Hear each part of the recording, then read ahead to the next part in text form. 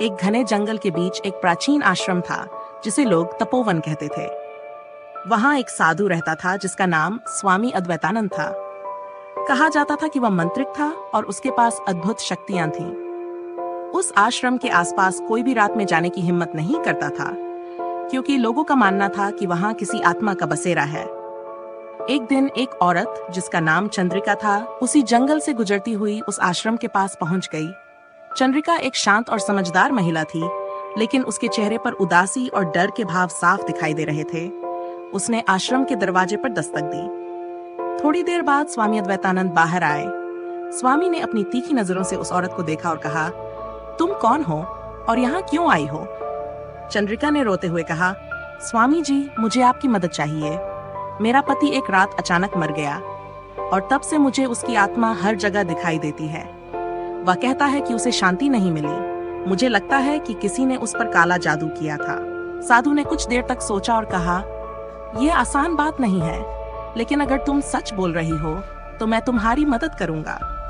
स्वामी ने एक पूजा रखने का फैसला किया और चंद्रिका से कहा कि वह रात के समय वहीं आश्रम में रुक जाए। रात का समय हुआ, जंगल और आश्रम में एक अजीब सा सन्नाटा छा गया। स्वामी अद्वैतानंद अपनी पूजा की तैयारी करने लगे और चंद्रिका एक कोने में बैठी उनका इंतजार कर रही थी। जब पूजा शुरू हुई तो हवा तेजी से चलने लगी। पूरे आश्रम में एक असुरक्षा का एहसास होने लगा। स्वामी अद्वैतानंद ने मंत्रोच्चारण शुरू किया, लेकिन अचानक एक तेज चिंगारी जैसी रोशनी के साथ चंद्रिका के चेहरे पर एक डरावना बदलाव दिखाई दिया।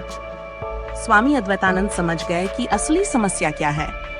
चंद्रिका कोई आम औरत नहीं थी, बल्कि वही शक्ति थी जिसने उसके पति की आत्मा को बंधन में रखा था। चंद्रिका एक छलावा थी जो इंसानी रूप लेकर स्वामी अद्वैतानंद के पास आई थी, ताकि उनकी दिव्य शक्तियों को अपने कब्जे में ले सके।